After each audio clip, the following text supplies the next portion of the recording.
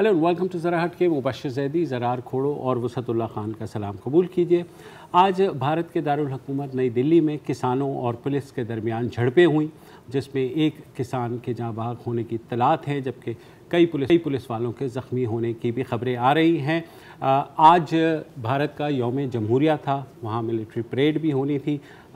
तो किसान जो वहाँ 2 माह से ज़ायद अब बैठे हुए हैं दिल्ली में और उसके गिरदो नवा में, उन नए ज़रई जो क़वानीन मोदी हुकूमत ने लागू किए हैं उनके एहतजाज के तौर पर अब तक 10 दौर हो चुके थे मुज़ाकरात के, वो कामयाब नहीं हुए। मोदी हुकूमत ने आखिर में ये कहा कि वो 1.5 साल के लिए इन ज़रई इस्लाहात को मनसूख कर सकते हैं, मगर उस पर भी बात नहीं बनी। किसान बज़िद हैं कि ये जो नए ज़रई क़वानीन हैं जिनके तहत उनका कहना है कि मल्टी नेशनल्स और जो बड़ी कंपनियां हैं वो किसानों के हकूक़ पर डाका मारेंगी, प्राइवेट सेक्टर बिल्कुल इसको हाईजैक कर लेगा। तो आज 12 बजे टाइम था इस एहतजाज का, मगर एक जगह से ये ख़बर आई कि किसान मज़दूर संघर्ष कमेटी जो है उन्होंने सुबह 9 बजे एक जगह वो जमा हुए और वहाँ से इवेंचुअली वो लाल किले तक जा पहुँचे और वहाँ जो है उन्होंने निशान साहिब जो सिखों का मजहबी झंडा होता है वो नस्ब किया और उसके बाद पुलिस ने वहाँ उन पर लाठी चार्ज किया। बाकी जो 2 पॉइंट्स थे वहाँ से भी जो सिख हैं वो आगे की तरफ बढ़े, पुलिस और उनके दरमियान झड़पें होती रही। आज दिल्ली कि जो कुछ हुआ वो सारे ही जो है पूरी इंटरनेशनल मीडिया में यही रहा। अच्छा, मैं यहाँ थोड़ा सा करेक्शन ये कर दूँ कि ये मुस्तकिल इंडियन मीडिया का भी एक बहुत बड़ा हिस्सा और फिर हमारे पाकिस्तानी मीडिया का भी बहुत बड़ा हिस्सा ये पोर्ट्रे कर रहा है कि गोया लाल किले पे झंडा लहरा दिया गया और वो भी खालिस्तान का। ठीक है, पहली बात तो ये है कि लाल किले पे इंडिया का तिरंगा लहरा रहा है जो सबसे ऊपर है। ये जो झंडा है जिसे बहुत सारे मीडिया आउटलेट्स खालिस्तान का झंडा कह रहे हैं, ये खालिस्तान का झंडा हरगिज़ नहीं है। खालसा पंथ यानी सिख बरादरी इन टोटलिटी उसको खालसा कहते हैं। खालसा से ये मुराद नहीं कि जैसे लफ्ज़ खालसा आए तो इसका मतलब खालिस्तान ही है, ऐसा बिल्कुल नहीं है। ये झंडा जो है जो पीले रंग का है जिस पे के दरमियान में एक इंसिग्निया है नीले रंग का, ये इंसिग्निया खंडा कहलाता है और ये जो पूरा झंडा है ये निशान साहब कहलाता है। अच्छा, ये जो निशान साहब है ये सिखों के नज़दीक एक मजहबी झंडा है और हर गुरुद्वारे पे ये होता है। उनकी हर रैली में, हर प्रार्थना में आपको निशान साहब नजर आ जाएगा, तो इसमें कोई ऐसी बात नहीं है। लेकिन जो झंडा लहराया गया है, अगर आप उसकी वीडियो जो है फुल स्क्रीन पे करके दिखाएं तो वो उस पोल पे लहराने की कोशिश की गई है जिस पे हर जो कौमी दिन के मौके पे सदर जमहूरिया या वजीर आज़म जो है वो भारत का तिरंगा लहराते हैं।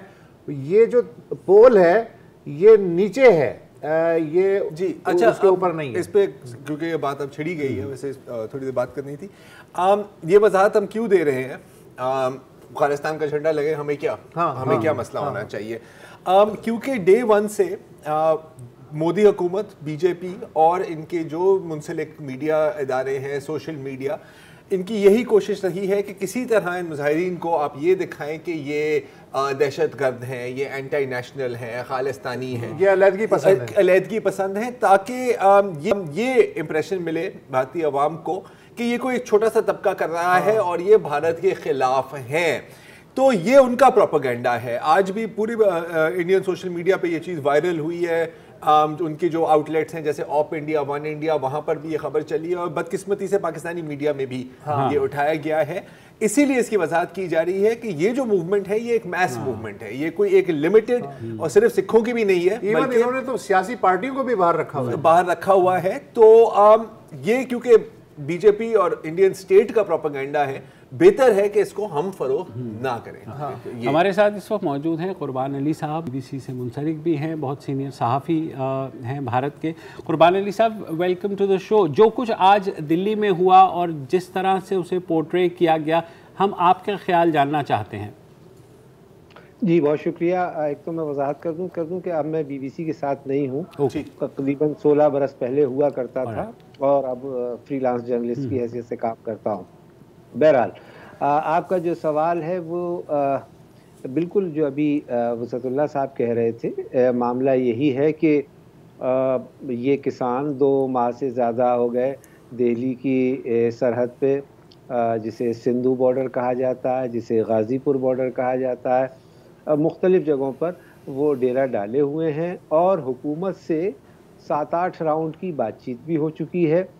और जैसा आपने कहा कि हुकूमत ने एक ये भी पेशकश की कि साहब हम इसको 18 महीने के लिए, 1.5 साल के लिए रख देते हैं बैक बर्नर पर। और सुप्रीम कोर्ट में भी ये मामला गया, लेकिन कोई मामला निकल नहीं पा रहा है। और आज 26 जनवरी चूँकि हिंदुस्तान का यौम जमहूरिया है, तो इस मौके पर किसानों की तरफ से जो ये किसान संघर्ष समिति है उसने ये ऐलान किया था कि वो ट्रैक्टर परेड निकालेंगे और दिल्ली पुलिस ने उसकी इजाज़त दी। लेकिन जैसा हर मूवमेंट में, अवामी मूवमेंट में होता है कि बिल्कुल ज़ाब्ते के तहत सारी चीज़ें नहीं होती हैं, थोड़ा बहुत वायलेशन भी हो जाता है।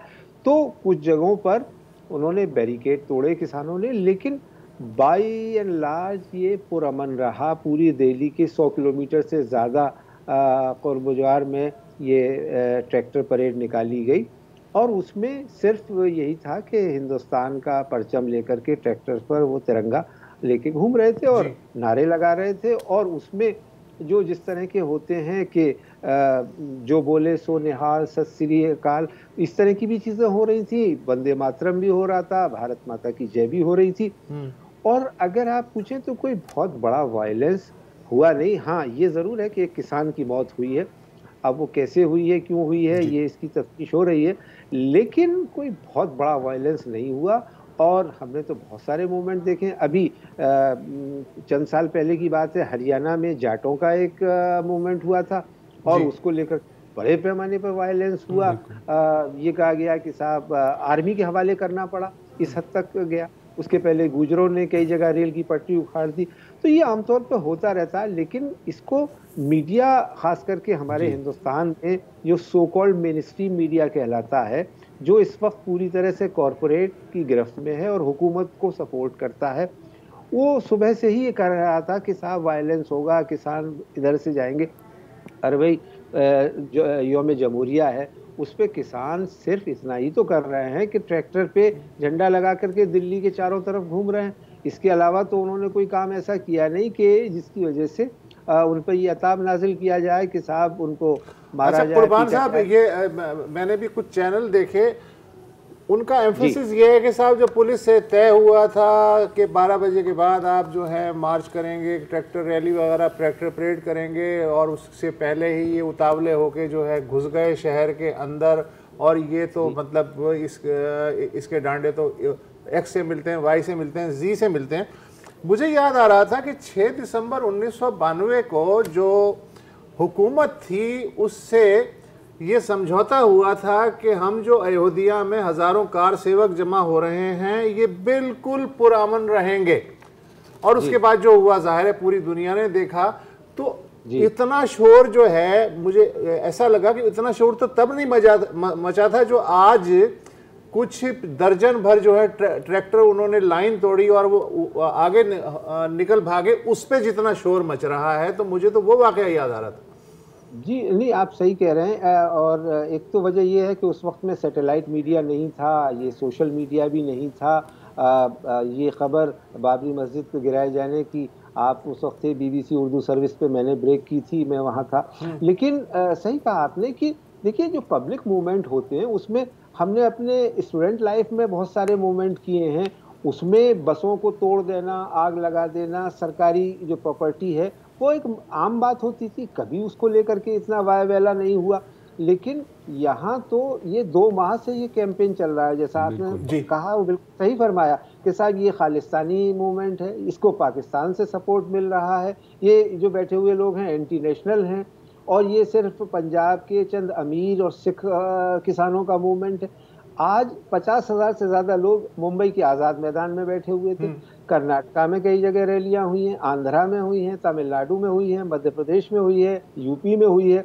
तो ये गवर्नमेंट पहले दिन से इस मूवमेंट को, किसानों के इस मूवमेंट को एक निगेट कर रही है। और उसको यही कोशिश पिछले साल जब एनआरसी और इसको लेकर, सीएए को लेकर के मूवमेंट किया चला था, और शाहीन बाग जो दिल्ली में पहले बना, और वो फिर उस तरह के 150-200 शाहीन बाग पूरे हिंदुस्तान में हो गए।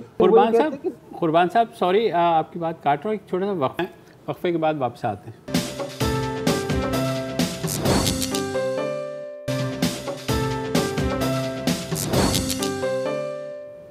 Welcome back. दिल्ली से हमारे साथ हैं सीनियर सहाफ़ी कुर्बान अली साहब।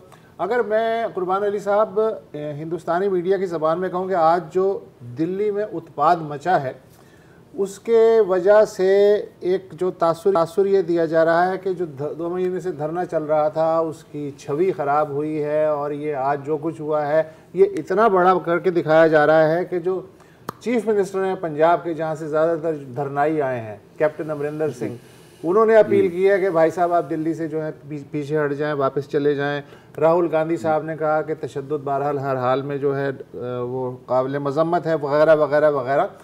ये जो धरना है इसके फ्यूचर पे क्या इसका असर पड़ सकता है? नहीं, वो तो बयान आ गया है किसान कमेटी का कि धरना वो वापस अपनी जगह पे पहुंच गए हैं और धरना चल रहा है और बदस्तूर चलेगा। असल में वसीम साहब मसला ये है कि पिछले 6 साल में हिंदुस्तान में जिस तरह की सियासत हो रही है, उसमें अपोजिशन पार्टियां सिर्फ अपने आप को बयान देने तक उन्होंने अपने आप को महदूद कर लिया है। कोई तहरीक नहीं चलाती, कोई खुद कभी सड़कों पे आते नहीं। और हुकूमत को पहली बार अगर किसी ने अटैक किया है और दबाव में आई है तो वो इन किसानों की आई है। शुरू में तो वही जो निगेट करने की कोशिश हुई कि साहब इनकी तो कोई हैसियत नहीं है, कुछ नहीं है, और हम हुकूमत करने का सर्टिफिकेट लिए हुए हैं, हमारे पास मैंडेट है, हम पार्लियामेंट में जो कानून बना देंगे उसे चैलेंज नहीं किया जा सकता। तो इस मिथ को इस मूवमेंट ने तोड़ा। और सुप्रीम कोर्ट भी जो आमतौर पे हुकूमत को सपोर्ट करता है इस मामले में, उसने अपने हाथ जाड़ लिए। उसने कहा कि साहब नहीं, आप बात करिए और इस मसले को हल कीजिए। और इस मामले में भी कि साहब ये जुलूस ना निकाला जाए, इस पे भी सुप्रीम कोर्ट ने अपना फैसला देने से इनकार कर दिया। तो नतीजे में मजबूर होकर के दिल्ली पुलिस को ये इजाज़त देनी पड़ी, जो कि होम मिनिस्ट्री के सीधे कंट्रोल में काम करती है और अमित शाह की मिनिस्ट्री है।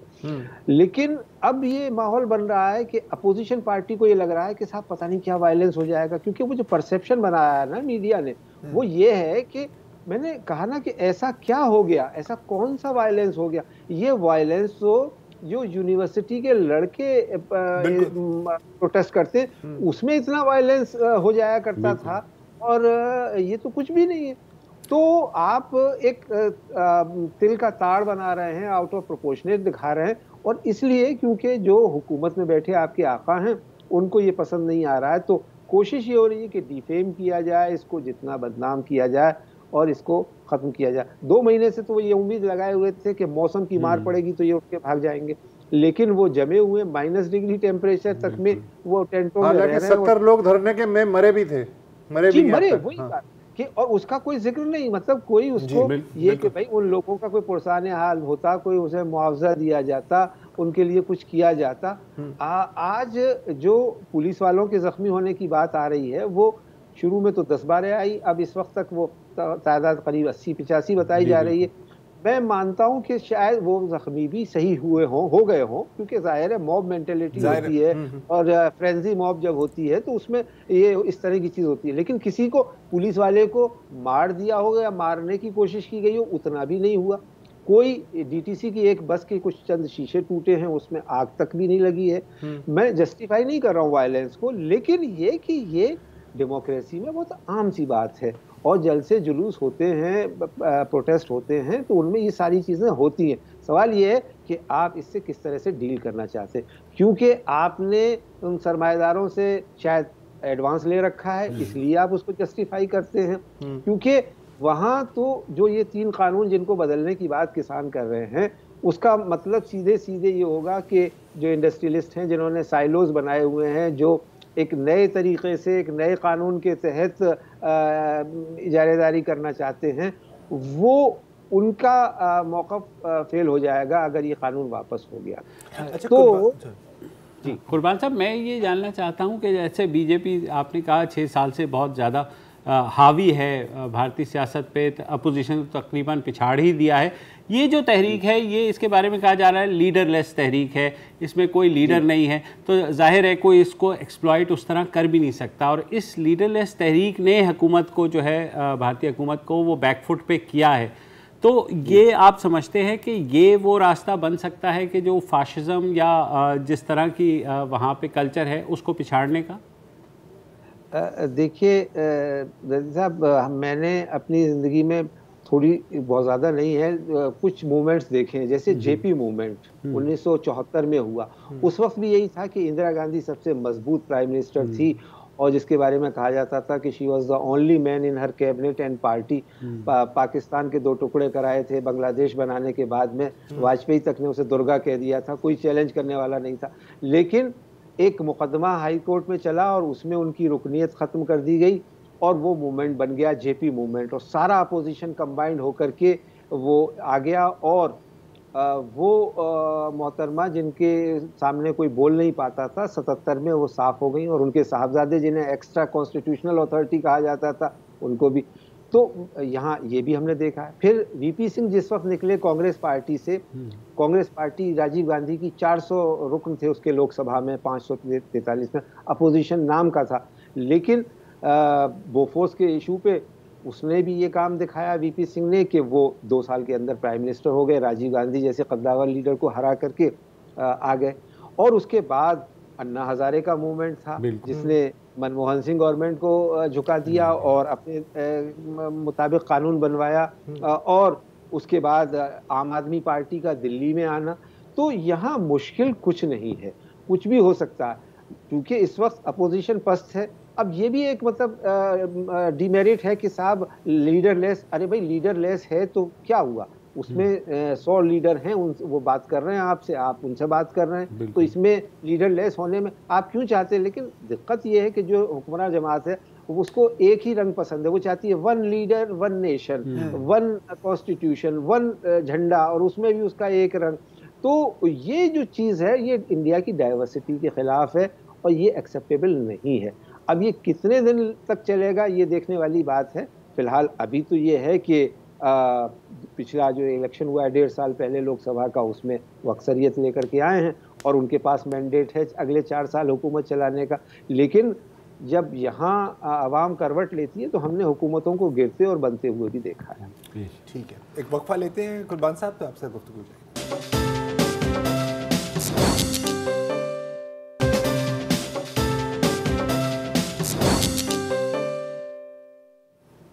Welcome back. कुर्बान साहब, कुछ ऐसे लगता है कि जहां तक मोदी या बीजेपी या हिंदुत्व एजेंडा को नाफिज करने की बात आ रही है तो सिर्फ कामयाबियां ही देखी हैं। आप देखें कि आर्टिकल 370 हट गया, कुछ मुजाहरे हुए लेकिन कोई इम्पैक्ट नहीं पड़ा। फिर सिविल CAA वाला जो हुआ उसमें भी मुजाहरे हुए, उनको भी कुचला गया। Delhi rights, JNU, NRC, love जिहाद लॉज, आप पूरी लिस्ट निकाल लें, थोड़ी सी रेजिस्टेंस आती है। यही SOP जो हम पिछले 2-3 महीनों से देख रहे हैं काश्तकारों के बारे में, वो ही लगाया जाता है कि सर ये तो दहशतगर्द है, ये पाकिस्तानी है, सो ऑन, देशद्रोही है, so on and so fourth. यहाँ पर भी यही नुस्खा यहाँ पर अप्लाई किया जा रहा है। सवाल आपसे ये है, और थोड़ी मैं बाजारी ज़बान में कहूँगा, कि क्या आपको ऐसे लग रहा है कि इस बार थोड़ा सा ज़्यादा भारी पंगा ले लिया है और गलत लोगों के साथ? क्योंकि ये तो सिर्फ सिखों की बात नहीं है, ये तो पूरी फार्मर्स कम्युनिटी की बात है यहाँ पर। जी, यही तो दाव इस बार लग रहा है कि उल्टा पड़ गया है, क्योंकि ये लोग अपनी तकरीरों में बात करते हैं कि साहब हम कृषि प्रधान देश हैं, मतलब हमारी इकोनॉमिक एग्रीकल्चर पे है, हम किसान के मजदूर के बेटे हैं, और उनके साथ कर क्या रहे हैं। तो अब वो जाहिर है कि आवाम भी देख रही है, और वो एक मुहावरा है ना कि काट की हांडी बार बार नहीं चलती।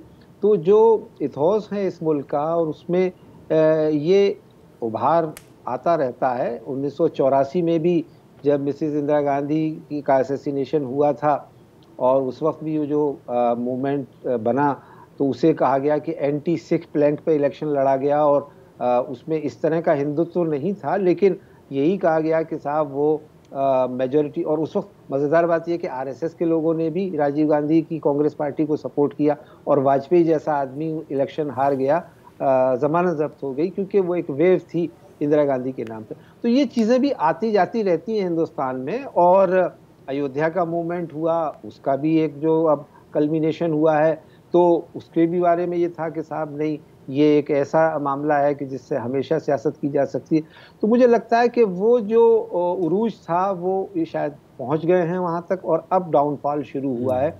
और अगर ये मूवमेंट बना रहता है, सस्टेन कर जाता है 1-2 महीने भी, तो फिर न सिर्फ ये कि किसान की बात होगी, फिर मजदूरों का भी मामला होगा, क्योंकि ट्रेड यूनियन एग्जैक्टली कुर्बान साहब, आपने बिल्कुल, मैं जिस पॉइंट पे आना चाह रहा था, मैं आपकी मदद से मोदी सरकार के माइंड को समझने की कोशिश कर रहा हूं कि हो सकता है कि इतना जो प्रेशर है वो लचक दिखाना चाहते हो, फिर अचानक उन्हें ये सोच पड़ जाती हो कि 6 साल में हमने सिर्फ आगे बढ़े हैं, पीछे तो हम हटे ही नहीं जरा बराबर। अगर इस मसले पे हमने लचक दिखाई और ये कवानीन वापस ले लिए, फिर तो हर तबका जो है आ जाएगा, और आगे जो है वेस्ट बंगाल के इलेक्शन आने वाले हैं, तमिलनाडु के इलेक्शन आने वाले हैं, और 4-5 इलेक्शन आने वाले हैं। तो ये तो सिलसिला, और फिर हो सकता है अपोजिशन भी हौसला पकड़ जाए। तो ये सारी चीजें मोदी साहब के और उनकी एडमिनिस्ट्रेशन के माइंड में चल रही होंगी ना, इसीलिए वो जमे हुए अपनी जगह पे। बिल्कुल, और ऐसा भी हुआ है बीच में भी, इन 6 साल के अंदर भी, कि कई बार आपने देखा कि लोकसभा इलेक्शन से साल भर पहले राजस्थान हारे, मध्य प्रदेश हारे, और महाराष्ट्र हार गए, गुजरात हारते हारते बचे। तो ऐसा नहीं है कि जो इन्होंने चश्मा लोगों को पहना दिया है वो लोग उसको अमन्ना सदकना समझ लेंगे और उसको हमेशा उसी को लब्बैक कहेंगे। मसला यही हो रहा है कि इनके पास अब बातें करने के लिए कुछ ज़्यादा रह नहीं गया। यानी जो एजेंडा था आरएसएस का पिछले 70 साल से, जिनका आपने जिक्र किया कि आर्टिकल 370, अयोध्या में राम मंदिर, अब उसमें से सिर्फ कॉमन सिविल कोड बचा है। और कॉमन सिविल कोड भी वो जिस दिन लाना चाहें ला सकते हैं, कोई मजबूरी नहीं है। लेकिन उसमें कुछ पेचीदगियाँ ये हैं कि अनडिवाइडेड हिंदू फैमिली को जो इनकम टैक्स से फ़ायदा होता है, उसके चलते वो नहीं, ये लोग चाहते हैं तो वो नहीं कर रहे हैं। लेकिन अब इनके पास भी अपना एजेंडा नहीं रह गया कि अब और क्या करेंगे। और अब लोग सवाल कर रहे हैं, भाई बुनियादी तौर पे बात आती है रोजी रोटी की, जब पेट में आग लगती है तो हर आदमी सोचता है कि भाई काहे का एजेंडा और काहे का ये सब चीज़ें। अब ठीक है, चल गया वो, लोकसभा इलेक्शन भी हो गए और दुनिया भर की बातें हो गई, पठानकोट हो गया, फलाना हो गया, धमाका हो गया। लेकिन अब लोग कह रहे हैं कि साहब नहीं, अब हमें तो रोटी चाहिए साहब, हमारे तो पेट पे बनाई है। तो अब जो 10 ट्रेड यूनियंस हैं वो बहुत मजबूती के साथ सामने आने वाली हैं। ये बजट आ रहा है 1 फरवरी को, और उसके बाद जो हालात हैं इकोनॉमी के, वो मुझे बताने की ज़रूरत नहीं है। लॉकडाउन की वजह से और कोरोना की वजह से और ज़्यादा हालात ख़राब हुए हैं। तो अब बात बुनियादी सवालों पर होगी, और उसमें फिर इनको जवाब देना मुश्किल हो जाएगा। अब ये कैसे उससे बच पाते हैं, ये इनका सरदर्द है। बहरहाल लोग इस वक्त जो है वो अब सड़कों पे आने लगे हैं, और दिल्ली में आज जो कुछ हुआ वो उसका एक ट्रेलर था। ठीक है। मैं एक बात, हम लोग यहाँ भी डिस्कशन कर रहे थे कि भारतीय जो अदालतें हैं, हमने देखा कि वो भी इसके ज़ेरे असर आपको लगता है आ रही हैं, क्योंकि उनकी जिस तरह की जजमेंट्स हमने देखी हैं in the past few years, तो उससे भी एक चीज़ ये लगती है कि शायद अदालतें भी वो दबाव महसूस कर रही हैं, और जो एक भारतीय अदालतों का एक जो रेपुटेशन थी ख़ुसूसन इस तरह के मामलात के ऊपर, वो भी आपको कॉम्प्रोमाइज़ लग रही है? बोल्ड डिसीजन की रिवायत कमज़ोर हो रही है? नहीं, वो देखिए, मैं फिर कहूँगा कि वो हमने इमरजेंसी के दौर में भी देखा था कि ये सारे सुप्रीम कोर्ट के जज दुम दबा के भागते थे, और संजय गांधी के से डरते थे, इंदिरा गांधी की तो बात छोड़िए, और वो तमाम फैसले बदलते थे। अभी भी हो रहा है ऐसा। लेकिन अभी कल ही एक फैसला आया कि इलाहाबाद हाई कोर्ट के मामले पर, और सुप्रीम कोर्ट ने कहा कि नहीं, हम आप उन्हीं के पास जाइए। यूपी गवर्नमेंट जो वो लव जिहाद से कानून ताल्लुक़ से कानून ला रही थी, उसको चैलेंज किया गया और इलाहाबाद हाई कोर्ट ने उसको मुस्तरद कर दिया। तो अब ऐसा भी नहीं है, लेकिन हाँ जाहिर सी चीज़ है कि जब माहौल बनता है मुल्कगीर पैमाने पर तो वो जुडिशरी भी उसकी असरअंदाज होती है, मीडिया तो आप देख ही रहे हैं कि कितना असरअंदाज है, और सो कॉल्ड सिविल सोसाइटी भी उसके असर में आ जाती है। लेकिन फिर जब माहौल बनता है और ख़ास करके जो देहात से माहौल बनता है वो फिर मुश्किल हो जाता है किसी भी सियासतदान के लिए, किसी भी आइडियोलॉजी के लिए उसको रोक पाना, क्योंकि वो ये नहीं जानता कि साहब ये कम्युनलिज्म है, सोशलिज्म है, फाशिज्म है। वो ये कहता है कि भाई हमारे पेट में जो आग लग रही है उसका क्या इलाज है, वो है कि नहीं है। और ये जो किसान हैं, जो लीडरलेस जिसको कहा जा रहा है, इनमें से ज़्यादातर लोग ऐसे हैं कि जिनको अनपढ़ कहा जाता है, लेकिन वो अनपढ़ लोग इतने समझदार हैं कि वो अपने मामले की बात जानते हैं और उसका हिसाब निकालना भी जानते हैं। महेंद्र सिंह टिकैत एक बिल्कुल बेपढ़ा लिखा और इसको जाहिल कहा जाता था वो था, लेकिन उसने न सिर्फ यूपी हुकूमत को बल्कि मरकजी हुकूमत को भी टिका दिया और अपने टर्म पे बात की और फैसले किए। तो अब देखना यही है कि ये गवर्नमेंट कितना सीरियसली इसको लेती है, इनके समझ में आ जाए, ये समझौता कर ले, कितना सहन कर सकती है इस पूरे दबाव को। बहुत शुक्रिया Kurban Ali Sahab, it was a delight to talk to you. बिल्कुल, बहुत ज़बरदस्त आपने समझाया। और जो बात हो रही है कि पाकिस्तानी इन्वॉल्वमेंट है जो फार्मर्स के धरने पे पाकिस्तान का हाथ है, हाथ का तो पता नहीं, पर इस बात का ज़रूर सबूत देंगे कि पाकिस्तान की आवाज़ ज़रूर है इस वक्फे के बाद।